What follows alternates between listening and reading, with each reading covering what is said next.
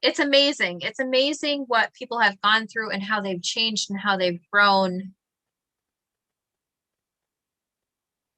how they're inspired, even in your case, how you're inspired to do the work that you do, who has reached out, who has cared, who has shown that you have value and worth. It's just amazing.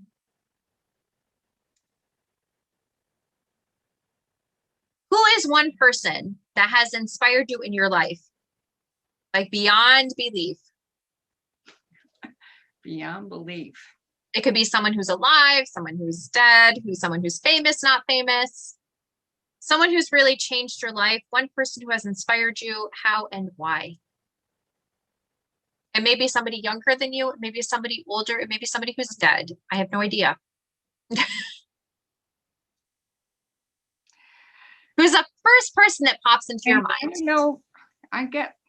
Well, the first person would be the art teacher at my kids' elementary school, who has since become a good friend of mine. Okay. But I met her when the boys were in third grade and first grade, and my third one was not even at school yet.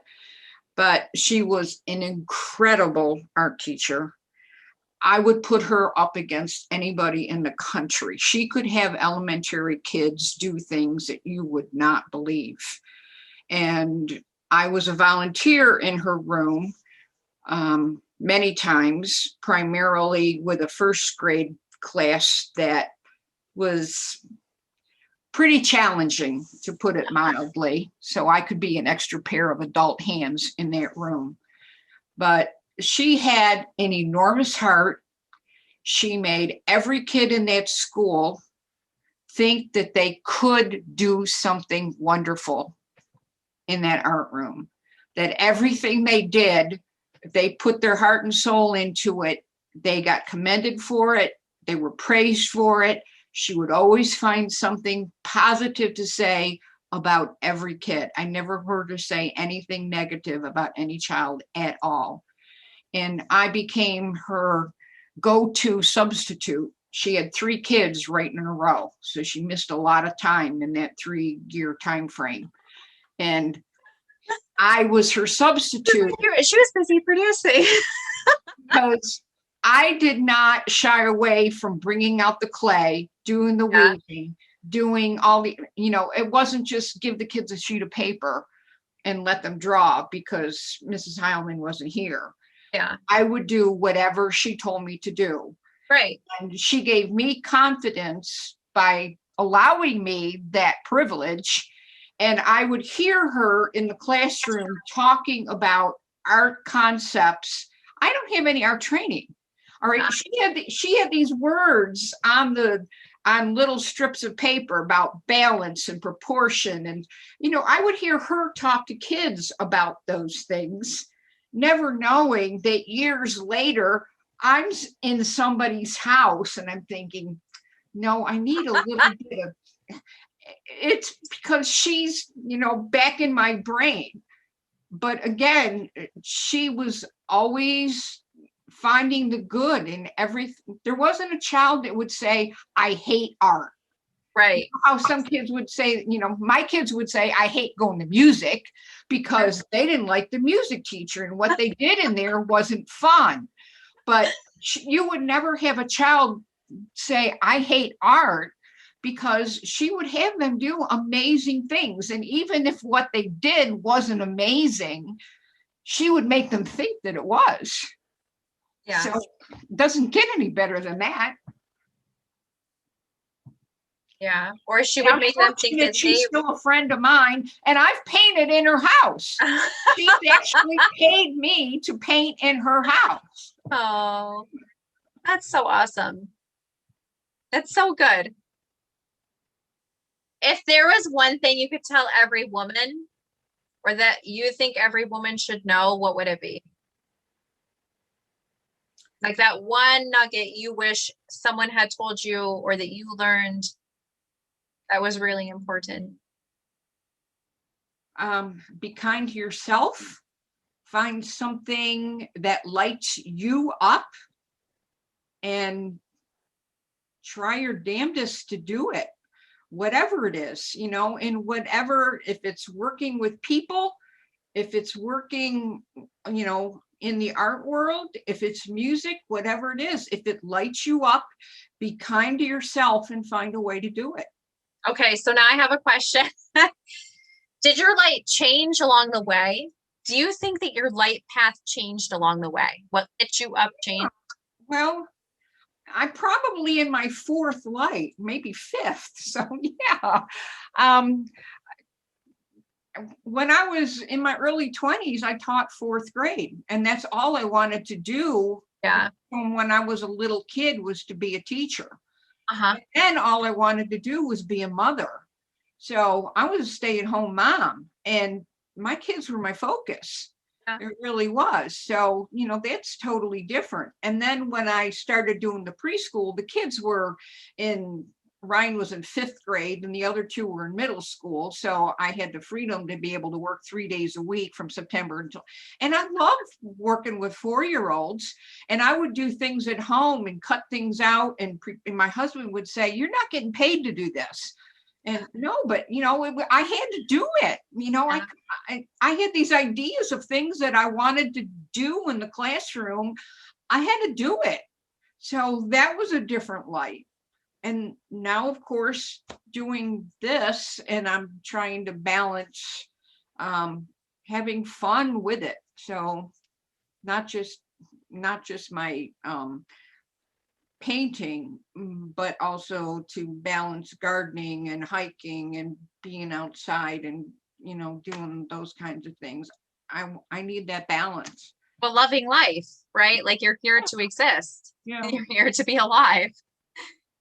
Yeah. How would you define a woman full of soul? If you had to define one. It may have changed throughout the years, and that's okay. You sent me the message saying, you know, you wanted to interview me for a woman full of soul. I'm thinking, okay, what is a woman full of soul? Yeah, what is it to you, Nancy? So I have to say, I did put Nancy on the spot. So I was like, I want to interview you. And there's a reason why I asked her. I usually ask people that have really touched my own soul or spirit. Nancy, I can't tell if you're frozen or what's going on with you. You look a little frozen. Okay, you're not frozen. Okay, good. Yeah. I'm like, oh no. She's like bored or she's frozen. I don't know. I'm frozen because I don't know what's coming next. That's okay. I know. This is hilarious. So some people prep before their interview with me. Some people do not, and Nancy did not, and it's totally fine. I'm open either way. It's really up to the person and where the Holy Spirit is leading them. So this is the thing about Nancy. So I asked Nancy, and I've asked every other person that I've asked to do an interview with in the past and in the present, because they have touched my own soul in some way to help me, not just help me, but to empower me to be the woman full of soul that I am, but then also to lead me to greater levels of the woman full of soul that I will be in the future. So it's not just who I am now, but also who I'm called to be in the future. And Nancy is one of those people. And I've already explained some of the ways that Nancy has been one of those people. She didn't know that before today, but I'm totally happy with her not knowing that before today.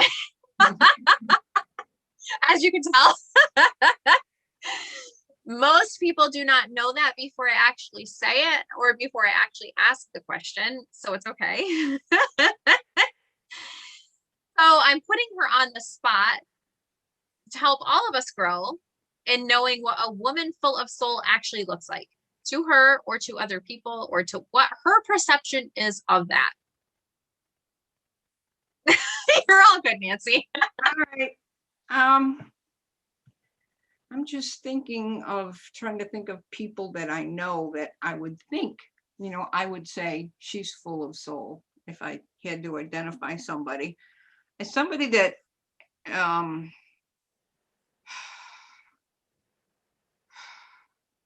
exudes life and happiness and sees the best, is optimistic, and is adventurous enough to get out of your comfort zone a little bit. And as I've said, I can try get out of my comfort zone as long as I don't fall off the cliff, to just put yourself out there, take a little risk, and be optimistic that there's another light that is going to shine. I don't know. I love it.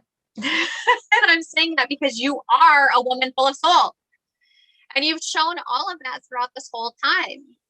Like, you have shown that. Even so I messaged Nancy because I randomly saw an article about Nancy. And it wasn't just about that. It was already what I was already experiencing inside myself, right? And posting my own artwork, going down this whole new path that it's not even like it's new, but I was graduating to this path of launching our art business and doing all this stuff in relation to art. When I saw her article, I was like, that's it. Nancy's the one I have to have on the show next. That's it. Because she is a woman full of soul. She has overcome those challenges that have faced her. She has rised up to the challenge every single time. She has moved past her stereotypes, whatever they have been, right?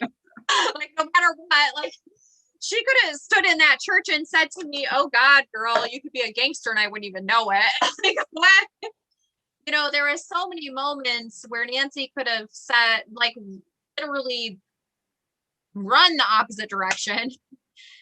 And instead, she took the exact opposite path of running the opposite direction and said, yes, I wholly want this. And I'm doing this. This is great. This is fabulous. Even if that meant taking a stranger in her car to 2 different churches. I did have my sister with me. With her sister. It was 2 against 1. When we're talking about artwork. We're, talking about the area of Baltimore, or talking about the arts, or I'm not saying that Nancy's risky. I'm just saying that Nancy is full of the Holy Spirit. That's one reason why we asked her to be on the show.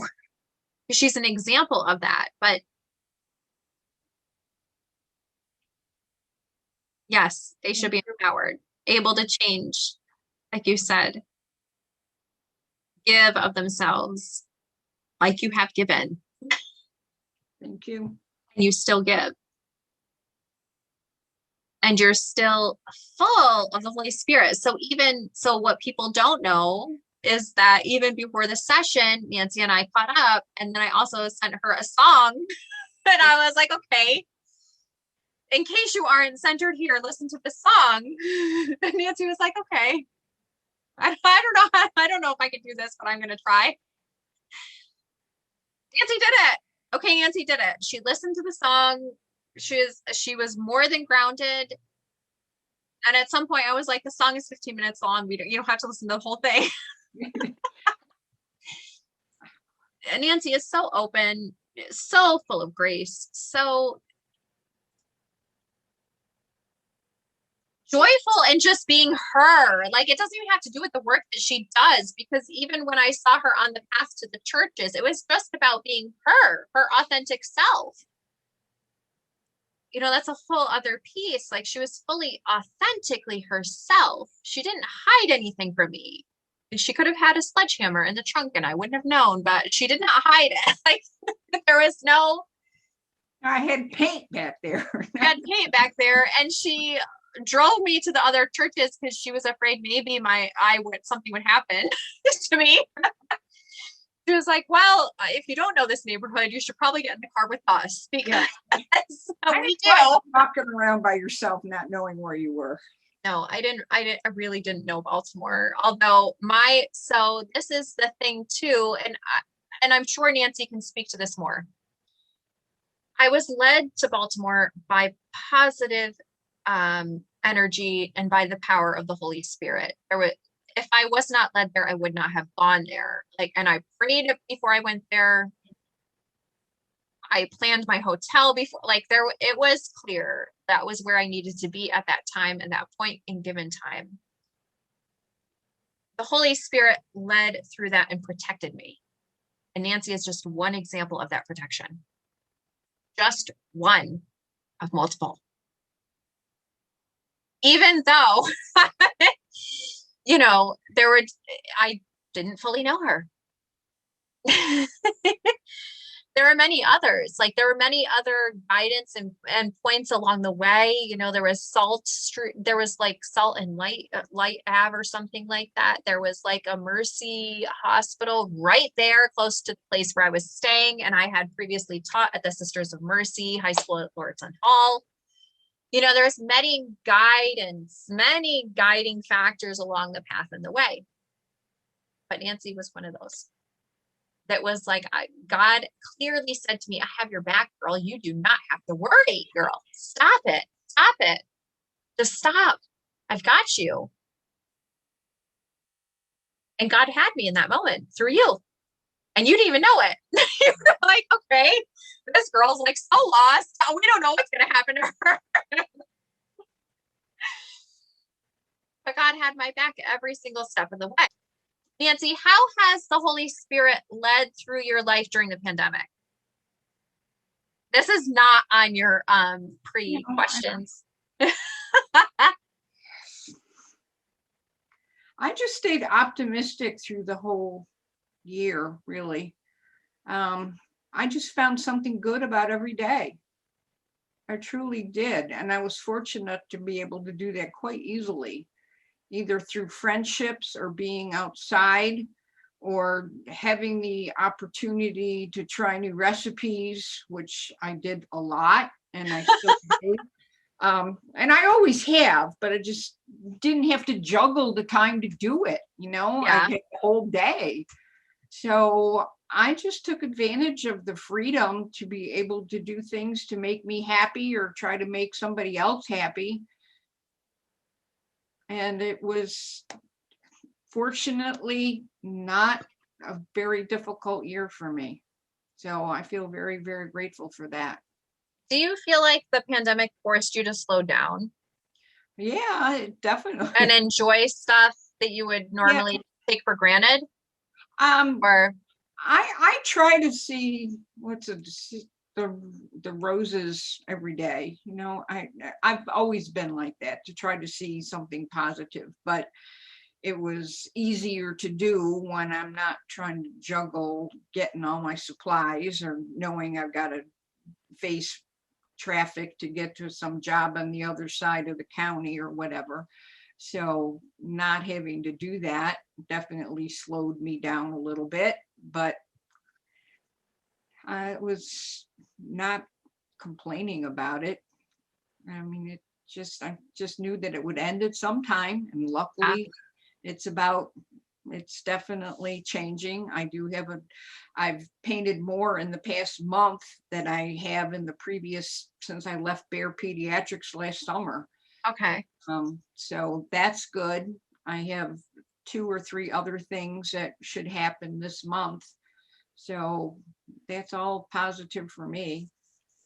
Do you think Baltimore has changed at all? And if so, in what ways? I really, Or don't you know? I really don't. Yeah. The news is generally so negative Yeah. that I feel better just tuning it out. I really don't pay a whole lot of attention to the local news because I don't want to hear it. Yeah, and that is one of the things. If something as good is happening, it comes through from somebody I know on Facebook. Yeah, if there's something positive, somebody, some event is happening, some craft show or something or other, I can find that out without too much trouble, too much fishing around. Yeah, and so when I came into Baltimore, you knew a lot more about the news than I did, because I never surveilled the news in Baltimore before I went there. I was just like, okay, this is where I'm going to try to go. I'm hoping it's safe. It's going to be by this location. It'll take me this long to get to the hall, or if the boys and I went in, which was after I met you, we would just go right to the hall and then drive somewhere farther out. Although there was one time we had a really weird encounter with a hotel that we had planned to stay at. And I was like, there's no way in hell we can stay here. But Have you been to the Visionary Art Museum? I don't think so. We went to the Walter. You need to go to the Visionary. Yeah, I'll have to go there. But it's on the other side of the harbor. It's on the harbor. Okay. It's on the other side. Yeah, so we went to the harbor and the Walter, and then we toured, like we walked around that area. The arts area is what it's right, called. Right. Yeah, Mount and then Vernon. we went to the Mount symphony. Yeah. Yeah. So the Visionary is very different. It's all untrained artists. Okay. Everything in there, and it's mind-blowing. So we'll go there, but I wanted to know what you really thought, like pandemic wise. But so you were of this mindset before that the news was not really giving a positive light to Baltimore before. No. So clearly the news has to change, number one. And number two, I mean, it needs to be presenting the truth, of course. And if the truth is that the crime is really that bad compared to everything else that's happening in the city, then they need to improve safety. I mean, I don't know what else to say right now, but if their reports are correct about the crime given everything else, then something has to change, and it has to be the safety of the people. But I have a feeling that if news has stayed the way it was before, they're probably misrepresenting the good versus the bad. I know there's a lot of good, but there are such pockets of good and bad. Yeah. That's a lot of pockets. Yeah. And I didn't tell you this, but one of the families that I'm really close to, they ended up moving to Baltimore about a year ago. They told me about a year ago that they moved there, and they are fabulous people. I don't know exactly where they're living, but they are living there. They are from a parish I used to work at in Connecticut, and they are phenomenal people. So I'm saying that because there are phenomenal people in Maryland and in Baltimore itself. You know, there are so many phenomenal people. Why the news needs to, start really representing the phenomenal people too, not just the crime rate or not just the everything else, I think that's the other piece. And especially given the pandemic, like post-pandemic, they have to change. Like the pandemic should have made them change. If they're still only reporting negative news during the pandemic, then it's a problem. And I would say this throughout the US. If you can't focus on the good during a pandemic or after it, then you've got a problem. Like no matter what's going to happen, it's going to be bad according to your mindset and according to what you're representing in the news. Doesn't mean lie about the news. It just means present accurately. I don't know. I just know when I got there, you were like, you don't want to walk around the neighborhood by yourself, get in the car. And I was like, okay, I thought it was safe here. It's okay. And then on our way so once I drove into Baltimore with the boys, we were always safe wherever we stayed, but except that one place. And I was like, I refuse to stay here. I was like, there's no way. I will drive all the way back up to upstate New York if I have to. But throughout that time, when we drove through the city, through Baltimore, we realized some of the neighborhoods we hadn't seen before too. And I was like, now I understand why Nancy said what she said. Painted now I get it. In a church, in a Black Baptist church a couple years ago.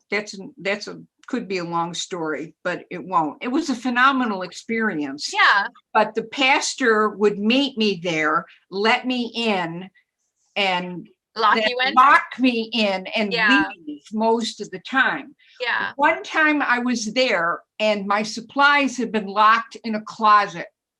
And I forgot to let him know that I needed to get those out. So I couldn't do anything because he was already gone.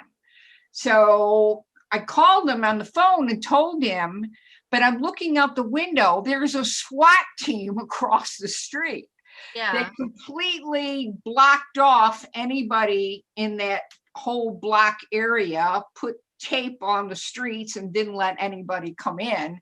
And I'm looking, kind of windows where you unlatch it and, push it out. I'm looking at what's going on across the street. I'm a white person in a black neighborhood in a black Baptist church, looking at what's going on with a SWAT team across the street.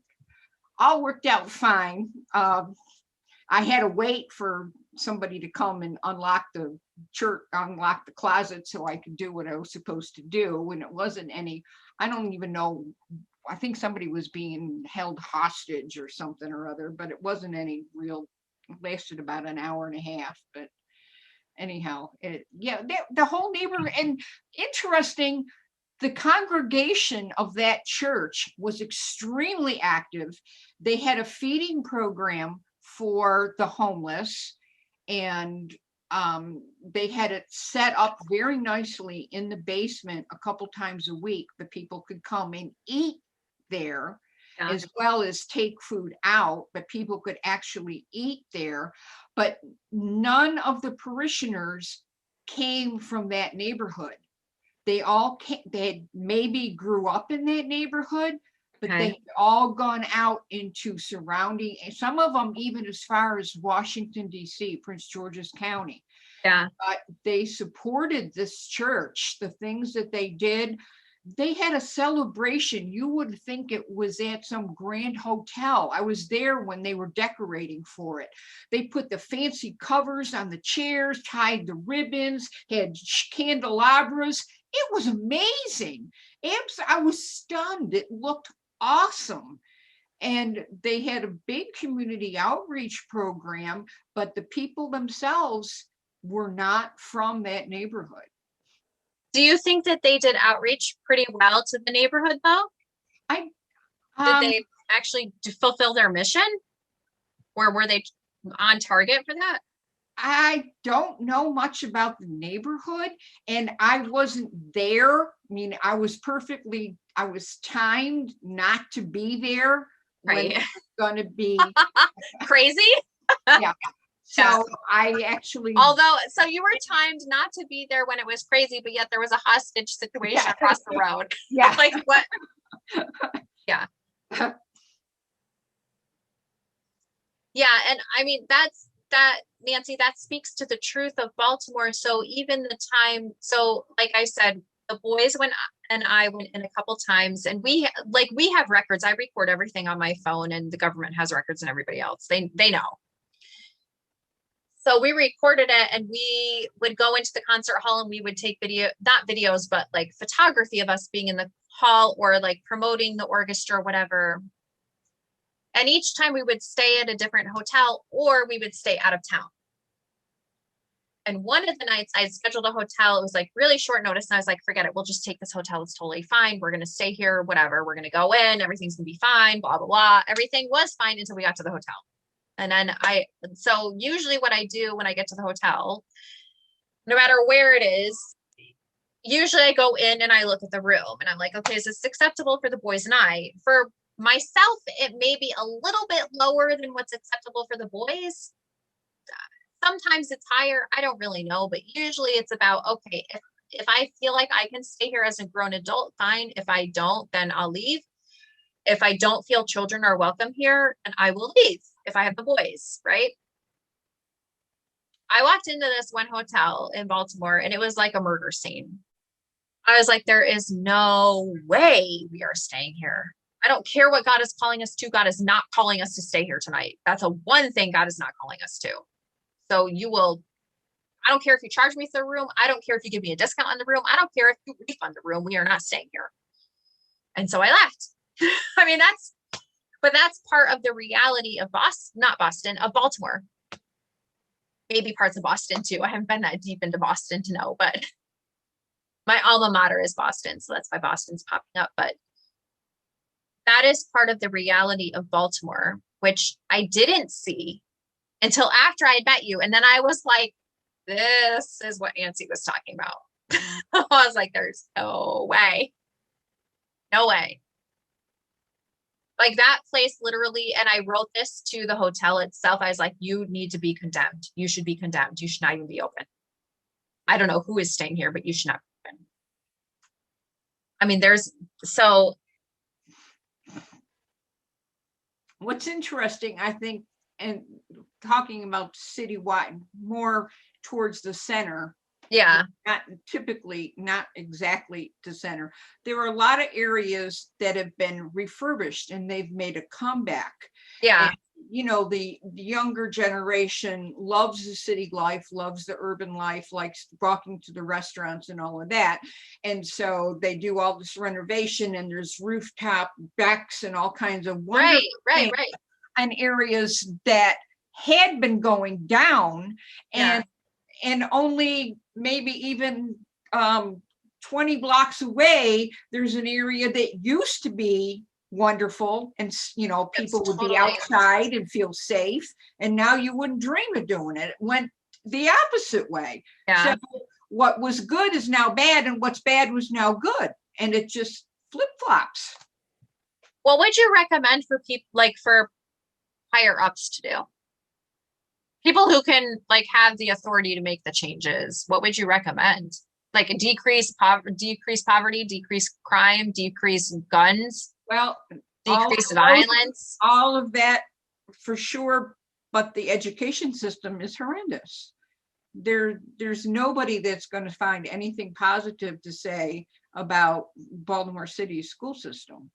And yet there's a lot of money poured into the school system. I don't know where it goes. I suspect, and this is just my suspicion, that a lot of it goes to the hierarchy, not to where it needs to go. Charter schools, I'm not really that aware of it. I understand that there were some very good ones, and I don't know if they have been able to continue, or if that's been shut down or funding cut or whatever. I don't know how that works. But I think a lot of the negative, you've got to start with the school system, and then you have to make the crime decrease with absolute no tolerance for repeat offenders. And I don't know that that's the case. Um, your standards, like what you're saying right now about education, are they just related to Baltimore? Or are they related to other states? Like, are you going by New York standards on this? Or are you going by just Baltimore to Baltimore? I can't say, I don't know enough about other cities. Okay. So I can't spread it more than what I know about Baltimore cities. Yeah. But I know there's nothing positive that comes. I've had a friend that was teaching in a middle school, and the things that went on in the middle school, it's like and that was Insane. 20 years ago. I mean, it was just absolutely unbelievable. And not only with the education, but the lack of disrespect for each other, for students, for teachers, parents who would come in and hit their kids all around because the kids were, being reprimanded for doing something, and swearing, and just it's like you're in some foreign land. Okay. Bad foreign land, not good foreign land. Yeah. Well, thank you for sharing your insights. I know that I can ask you honestly and you would tell me honestly. So, and the only way for change is to actually ask the questions. I think that's the other point here. Like, I know certain areas of New York City. I don't know all areas. I know what I've seen in certain areas. I know where I feel uncomfortable. I know what I've seen happen in certain areas on the street. I know other areas where I'm like, I will not go into that area or district. But I also knew where I was upstate and what that looked like. So I'm in New York. There are certain areas. So when I grew up, we lived in a bad area. I know what bad areas look like. There's no doubt in my mind what that looks like. I already know. I lived it throughout my childhood, almost all of it, except the time I spent with my grandparents. So, and I guess that's how it's, kind of good that I can spot the changes, but it's also it's also given me like that grace to say I'm not to be here. If it's a really bad neighborhood, I've learned for myself, I'm not to be here. And I'm especially not to be here for my children, or to create the change in the neighborhood that I live in for myself and for the children, the change that needs to happen. So even in those areas where you're speaking of, I hope those parents are saying, this is not good enough for us. This school is not good enough for us and our children, and we need to see a change. You see what I'm saying? Like, no matter their skin color, no matter their ethnic background, no matter what's happening, I hope those parents are strong enough to say, we're not okay with this. You need to change this. And it's not safe here for me or my children. And I will not continue to support a school system that looks like this, or I will, you need to make the change. Which I think in the United States, we kind of saw that. We saw an area of protest in our own country where it was the case where you have to make this change. It wasn't with schools, it was with a different area. But we still saw that area where we were, people started standing up and they were like, this isn't okay anymore. This needs to change. And that was just the first area of change that needed to happen. There's like at least 15 other areas. So we specifically saw it here in the police system and how the police treated different individuals, but we need to see it throughout all the neighborhoods also, even in the school systems. Even if the school system feels like they're offering what is great, if they're offering an opinion or a bad attitude towards that child that they're trying to teach, it's not going to work. Right. Or because that could be the case, or if the parent doesn't have the resources that they need to be the parent that they're called to be, that's not going to work. Because there's some cases that the parents don't have the resources to be who they are called to be or to grow in their parenthood. They don't know how to be a parent. Some people do, some people don't. That's what I was going to bring up. A lot of parents that just don't know any better, to put it. And they could be white or black. They could be Hispanic. They could be Polish. They could be Italian. They could be any ethnic background at this point. Seriously. Parents need to be given the resources that they need. They need the role models to give them advice. Yes. And if the parents, even during the pandemic, if the parents don't have the physical needs to provide for their children, they need to be given the physical needs to provide for their children. That's the other piece too, because I don't know how it is in the inner city. I know what I've had to fight for here in New York. I know what I've had to say to politicians here to get them to create changes. And luckily, some other politicians and some other governors, like the one there, has made changes that are similar. But I don't know if there's more changes that need to be made. There's like a whole post-pandemic, there's a whole shift too. Like, so during the pandemic, it was like, okay, just make sure everybody's needs are provided for. If they're not provided for, you get FEMA in there. And if FEMA can't get in there, you give other support systems that can get in there. Right? Like that was part of our goal as a foundation. It was like, people need to have their basic needs met. And if they're not met, you have to provide them. You don't have a choice. As the government of this country, you don't have a choice. You have to do this. And if you can't do this, then you find a group that can. And if you can't find a group, then you have another group recommend another group. There was like this whole thing. The governor there made changes to make sure that people had some, the majority of what they needed. But going forward through the pandemic, major changes have to happen across the country,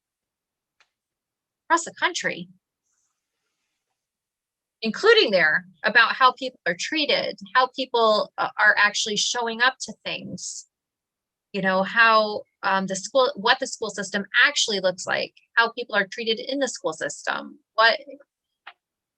what resources are available to parents to help them to be better parents, the arts, all of it. That's a big list. But you're helping. You're helpful because you gave your feedback, which I'm grateful for. I know I can trust your judgment. I've always been able to trust that. I'm like, okay, if Nancy says I shouldn't walk in this neighborhood, maybe I should trust her in this moment since I really have no idea. And I have no clue how the majority of kids in Baltimore City dealt with the school during the pandemic. I'm a little aware of Baltimore County is better off financially than Baltimore City for the most part, not totally, but for the most part. And the education system is huge. It's one of the biggest education systems in the country. The whole Baltimore County is one system. Yeah. And being online, there were so many problems. So many kids. Yeah.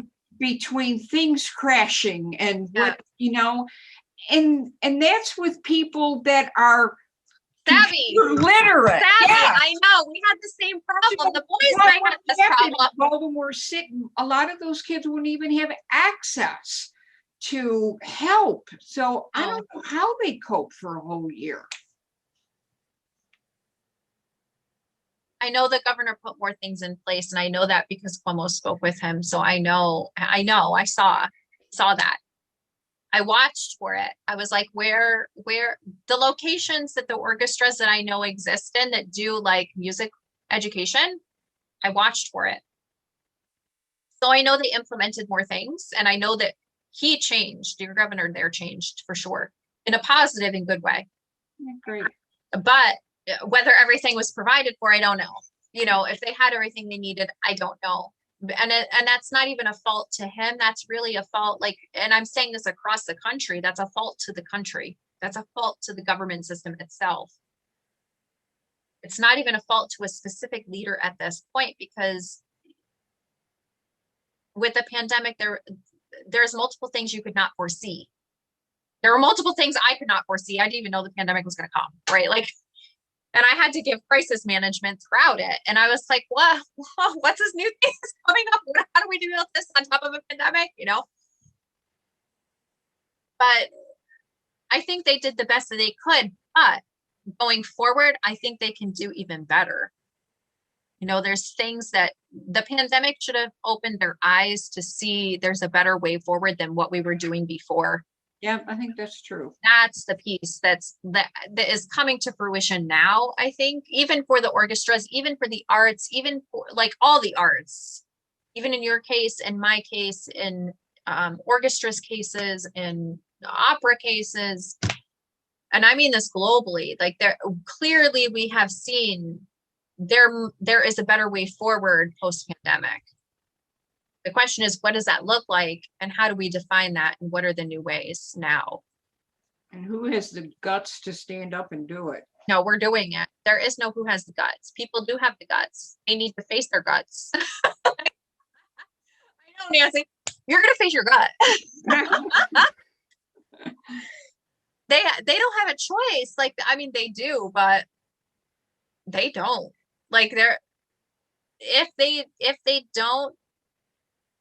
If they don't make the change, everything is over. Their life would be over. Their career would be over. Their funding would be over. Their areas and positions that they're in would be over. Their economy is not going to survive. That's the other point to this. If we want the economy to survive, people have to step up to the plate and actually make the changes that have been made clear. Even in your case, there needs to be changes for artists. There needs to be more funding for artists. There needs to be more avenues of grants and whatever else. There needs to be more ways to network and socialize to get those interactions, so that you wouldn't have had to have been without work this whole time. Because the reality is, in the future, anything can happen. What's your plan? What does it look like for every school, every person on the face of this country? Yes, but on the face of this planet. Because that's and you are older than I am. You have lived through generations of stuff, just like my grandparents did. They lived through wars that they were involved in and everything else. So what would it really look like for this country, and what would it be, and how are you going to actually change things so that that doesn't happen, number one, and number two, so that everybody actually has their needs met, let alone their wants and desires, or creating something for the future for the country. There's like a whole, am I making you sad, Nancy? Like, Mary, this is depressing. We're getting out of that. This is not what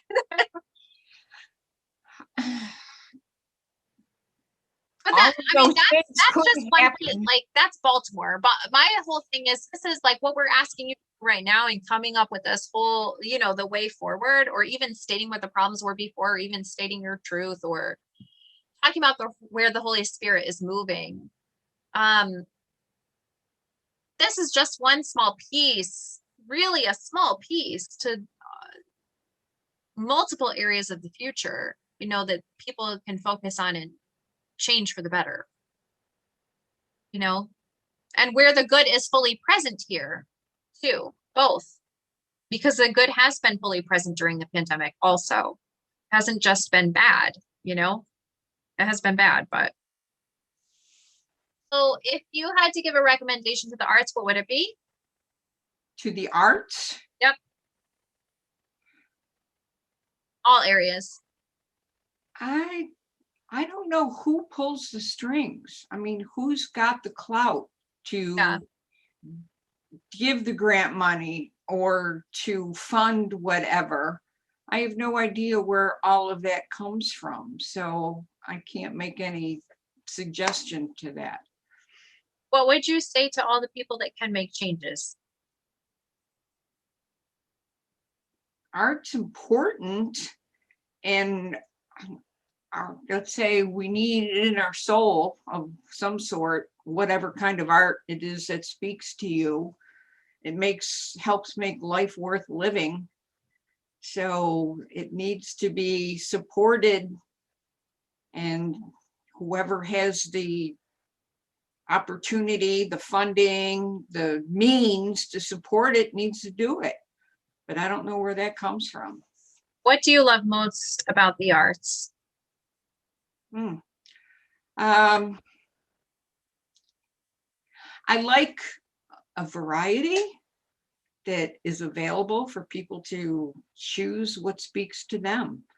So whether or not it's visual or music or whatever, no, it's just something that's so personalized. I don't have, when God gave out music ability, I was locked in a closet, right? I got none. I have none.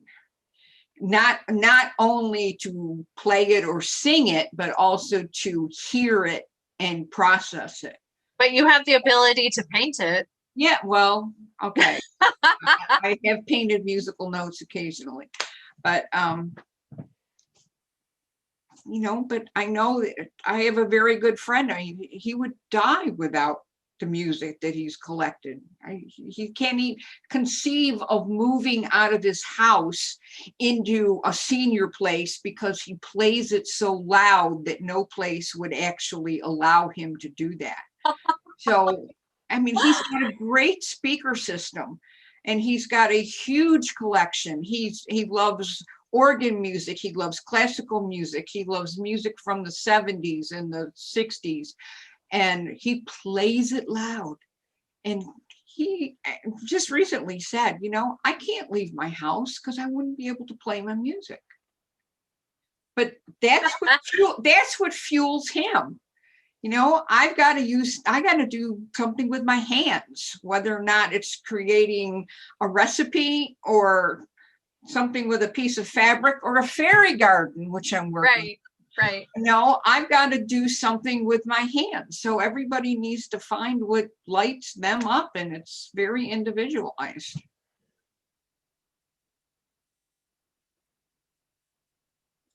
One way forward through the pandemic, post-pandemic, what is the one thing you would recommend everybody do? Shower? I mean, I don't know. You tell me. All right. One thing you want to see everybody do post pandemic. Post-pandemic, want everybody to know post-pandemic. Yeah, or what you want to see everybody doing. It's either one, no, or see everybody doing. I think during the pandemic, even though it was stressful for a large majority of people took time and realized how important relationships were. Okay. I couldn't see my family for Christmas. All right. That was major. So to appreciate those little things, and most of them cost nothing, to appreciate being outside and taking a walk, which so many people did. Yeah.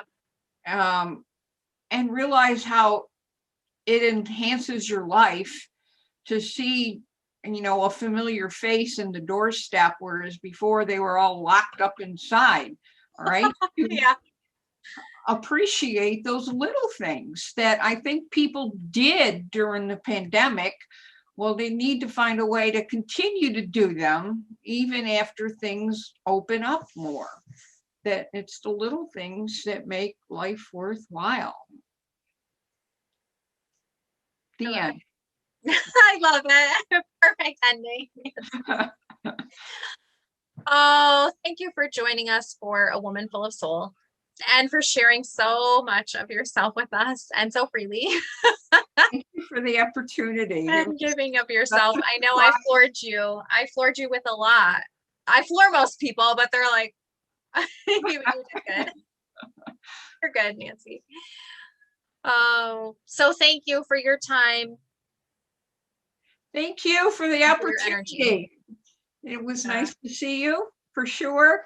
Can you tell everybody where they can connect with you on social media or anywhere else? I can share your info too. Sure. Well, the easiest way is Facebook's Nancy's Painted Garden. And if nothing else, 900 plus photographs are a means of entertainment when you have nothing else to do, because that's approximately how many are on there. I've been posting pictures since 2010. And it's just amazing the different things that people have asked me to paint. Not so much, not even the fact that I was able to do them, but just that somebody has asked me to paint that.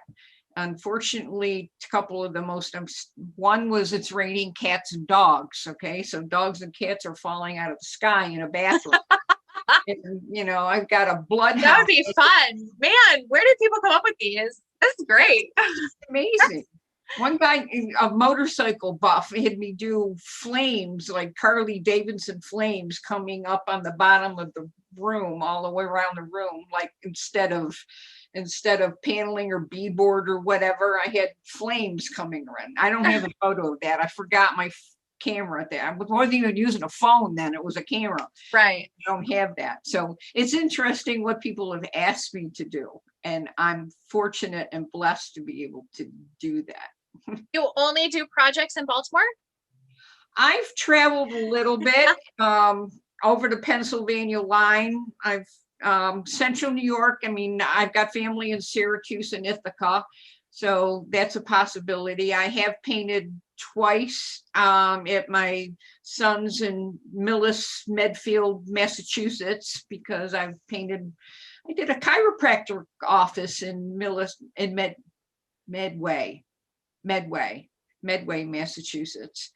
And I periodically cross over into Delaware or New Jersey, but not too far. But it's a possibility. That's good. That's really good. Nancy's Painted Garden is a place to be entertained, if nothing else. No, she paints too, and she'll come and visit you. Her whole personality can come right to your house and visit you. She can light up that room just like she lit up my life at the Basilica and Baltimore.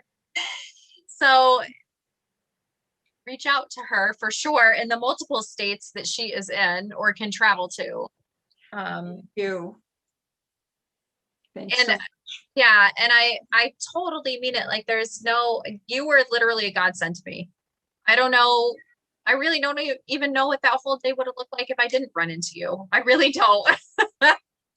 It Well, probably would not have been good. It probably thank would you not. for sharing that. Of course, at the time, I Oh, would have had no idea. I know. I I know. just thought I was helping some lonely soul. So, I know. No. So reach out to Nancy if you need something. If you're looking for like a mural painted or something, reach out to her and we will share her information. And I really do want an update on the Sun Upstate Church thing yes, I will definitely let you do that. It's and the ministry. I know he's doing a ministry upstate. I can share that also. So all right. I can't Okay. wait. All Thank- right. Nancy, all have right. a fabulous night.